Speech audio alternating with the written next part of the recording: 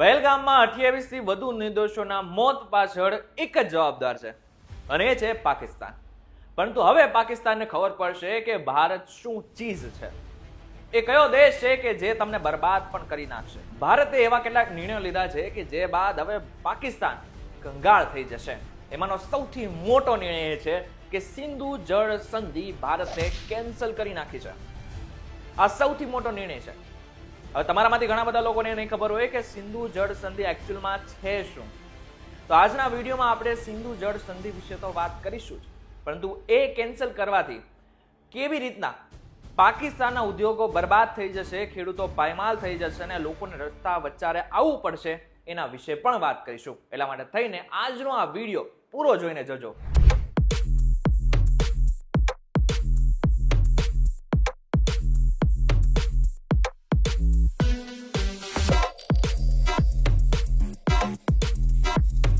નમસ્કાર and welcome back folks VTV digital પર તમે જોઈ રહ્યા છો ડેલી ડોઝ અને હું છું આપનો દોસ્ત કરણ ચડોતરા.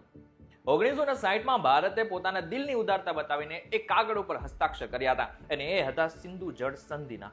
આ બાદ ઝેલબ, ચિનાબ અને સિંધુ નદી પાકિસ્તાનને આપી દીધી હતી. એકચ્યુઅલમાં તો હિમાલયની ગોદમાંથી આ ત્રણેય નદીઓ ભારત થઈને પાકિસ્તાનમાં જાય છે.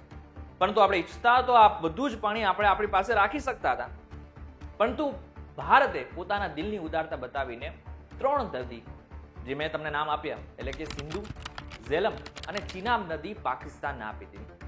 મોટા ભાગનું 80% પાણી જે છે એ આ ત્રણ નદીનું પાકિસ્તાન વાપરે છે અને લગભગ 20 થી 30% આસપાસ જ એવું પાણી છે કે જે ભારત પોતાનો ઉપયોગ કરી શકે છે. અત્યાર સુધી શું થતું હતું? અત્યાર સુધી યુએન અને સાથે મોટા દેશના હસ્તક્ષેપ પણ હતા. એ પણ એવું ઈચ્છતું હતું કે પાકિસ્તાનને આ પાણી મળવું જોઈએ અને આપણે અત્યાર સુધી કંઈ કરી પણ નથી શકતા.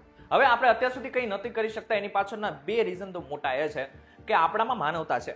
આપણો ધર્મ બે વસ્તુ આપણને શીખવાડે છે. પહેલી માનવતા અને બીજું આપણે બીજાની મદદ કરવી જોઈએ. એ જ હિસાબે આપણે પણ પાકિસ્તાનની અત્યાર સુધી મદદ કરતા હતા, પરંતુ પાકિસ્તાને આપણી સાથે શું કર્યું? પાકિસ્તાને આપણા દેશમાં આતંકવાદ ફેલાયો. પાકિસ્તાન પોતાની હરકતોથી અત્યાર સુધી બાજ નથી આવ્યું. તેને ભારતની શાંતિ ડહોળવાનો પ્રયાસ અત્યાર સુધી કરેલો છે. અને જો અત્યાર સુધીના હિસાબની વાત કરીએ, ઇતિહાસની વાત કરીએ, તો આપણો દેશ તો 1947માં જ આઝાદ થઈ ગયો હતો. બે દેશ છૂટા પડ્યા, પરંતુ 1947 થી આ સમય છે 2025, અત્યાર સુધી લગભગ સેંકડો અલગ અલગ પ્રકારે હુમલાઓ પાકિસ્તાને ભારત ઉપર કર્યા છે. પરંતુ એક વસ્તુ પાકી છે કે ભારતે અત્યાર સુધી સામેથી ક્યારેય પાકિસ્તાન કે પછી કોઈ પણ દેશ ઉપર હુમલો નથી કર્યો. પરંતુ અત્યારે સમય શું છે? અત્યારે સમય છે કારણ કે પાકિસ્તાને ભારતના પર્યટકો જે નિહત્થા હતા, જેમની પાસે કોઈ હથિયાર નહોતા, એ લોકોને ટાર્ગેટ કર્યા અને 28 લોકોને મોતને ઘાટ ઉતાર્યા. અને પાછું આમાંથી સૌથી મોટો સવાલ પણ એ થાય છે કે જેટલા પણ આતંકવાદીઓ આવ્યા હતા, 4 આતંકવાદીઓ આવ્યા હતા, એમને સૌથી પહેલા શું પૂછ્યું હતું? ધર્મ પૂછ્યો હતો. એમને સૌથી પહેલા બે અલગ અલગ ગ્રુપ પાડ્યા. પહેલો ગ્રુપ એ પાડ્યો હતો કે જે મુસ્લિમ હતા અને બીજું માત્ર મુસ્લિમ સિવાયના, એટલે કે ગેર મુસ્લિમ હતા, એમને અલગ રાખ્યા. અને જેટલા પણ ગેર મુસ્લિમ હતા એમાંથી લગભગ બધા જ હિન્દુ હતા અને બધા જ હિન્દુને ગોળી મારવામાં આવી છે. એ કદાચ વિઝ્યુઅલ્સ હું તમને અત્યારે બતાવી પણ નહીં શકું, પરંતુ ચોક્કસથી એક વાત પાકી છે કે માથા ઉપર ગોળી મારવામાં આવી છે. પરંતુ હવે બસ થયું. હવે આપણાથી સહન નથી થતું. અત્યાર સુધી પાકિસ્તાને એમ હતું કે ભારત કાંઈ કરી નથી શકતું, પરંતુ હવે ભારતે એવું કંઈક કરી બતાવ્યું છે કે જેની કલ્પના પણ પાકિસ્તાને અત્યાર સુધી ક્યારેય કરી નહીં. આ ત્રણ નદીનું પાણી જો ભારત હવે રોકી નાખશે ને, જો કે રોકવાનો નિર્ણય તો લઈ લીધો છે, પરંતુ જ્યારે રોકશે ને ત્યારે પાકિસ્તાનમાં શું થશે ખબર છે? પાકિસ્તાનમાં ચોક્કસથી ભૂખમરો આવશે. આમ તો પાકિસ્તાનમાં લગભગ 24 નદીઓ છે, પરંતુ જેટલી મોટા ભાગની નદીઓ છે ને એ સિંધુ, ચિનાબ અને ઝેલબને કારણે જ પાણીથી ભરપૂર હોય છે. હવે આ ત્રણ નદીઓ જ કટ થઈ જશે એટલે લગભગ 80% જેટલો પણ એરિયા છે પાકિસ્તાનનો, ત્યાં દુકાળ પડશે. પરંતુ પાકિસ્તાનની જીઓગ્રાફી આપણે એકવાર જોઈએ ને તો તમને સમજાશે કે એકચ્યુઅલમાં અરબ સાગર તો એને અડે છે, એટલે સામાન્ય રીતે ત્યાં વરસાદ થાય જ છે, પરંતુ વરસાદનું પાણી સ્ટોર કરવા માટે પણ એમની પાસે કોઈ, એટલે કે લગભગ 80% જગ્યા છે નહીં. અને જેટલી પણ જગ્યા છે ત્યાં બાંધકામ કરવામાં આવ્યું જ નથી. એમને એમ હતું કે ભારત ક્યારે આ પગલું ભરશે નહીં, પરંતુ એમને કદાચ ખબર નથી કે ભારત અત્યારે શું કરી શકે છે. પાકિસ્તાનની વિશાળ ખેતીલાયક જમીન એ લગભગ 20 મિલિયન હેક્ટરની છે અને 240 મિલિયન વસ્તીની જરૂરિયાતો પૂરી કરી શકે એમ છે. પરંતુ જો એક વખત આપણે આ પાણી રોકી દીધું એટલે 240 મિલિયન લોકો ભૂખે મરી શકે છે, બાળકો તડપી શકે છે.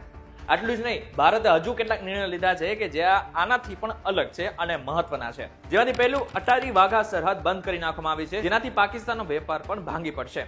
બીજું, પાકિસ્તાનની વિઝા રદ કરવામાં આવે છે, જેથી તેઓ ભારતમાં આવી પણ નહીં શકે. ત્રીજું, પાકિસ્તાની દૂતાવાસ બંધ કરી નાખવામાં આવ્યું છે, જેનાથી રાજકીય શક્તિ પણ નબળી પડશે. અને ચોથું, અને જે સમજવા જેવું એ છે કે ડિજિટલ સ્ટ્રાઇક પણ કરવામાં આવી છે, એટલે કે સોશિયલ મીડિયા જેટલા પણ પાકિસ્તાનના ભારતમાં સક્રિય હતા એ બધાને જ બેન કરી નાખવામાં આવ્યા છે. હવે પહેલગામના હિંસાનો બદલો લેવાનો સમય આવી ગયો છે. અત્યાર સુધી આપણો દેશ શાંતિના પૂજારી તરીકે ઓળખાતો હતો, પરંતુ જ્યારે દુશ્મનોની વાત આવે છે ને ત્યારે આપણે શું કરી શકીએ છીએ ને એ પણ પાકિસ્તાનને હવે ખબર પડી જશે. અત્યાર સુધી પાકિસ્તાને આપણે શાંતિ જોઈએ, હવે આપણો ક્રોધ પણ જોશે. આજના વિડીયોમાં કદાચ તમને ખબર પડી ગઈ છે કે સિંધુ જળ સંધિ એકચ્યુઅલમાં શું હતી, કેવી રીતના સ્ટાર્ટ કરવામાં આવી હતી, શું કામ સ્ટાર્ટ કરવામાં આવી હતી, અત્યાર સુધી કઈ નદીનું પાણી ક્યાં જતું હતું અને અત્યારે હાલની પરિસ્થિતિ શું છે એ બધી વિશે તમને ખબર પડી ગઈ હશે. તમારે હવે શું કરવાનું છે? તમારે એક જ કામ કરવાનું છે, આ વિડીયોને મેક્સિમમ લોકો સુધી પહોંચાડી દેવાના છે.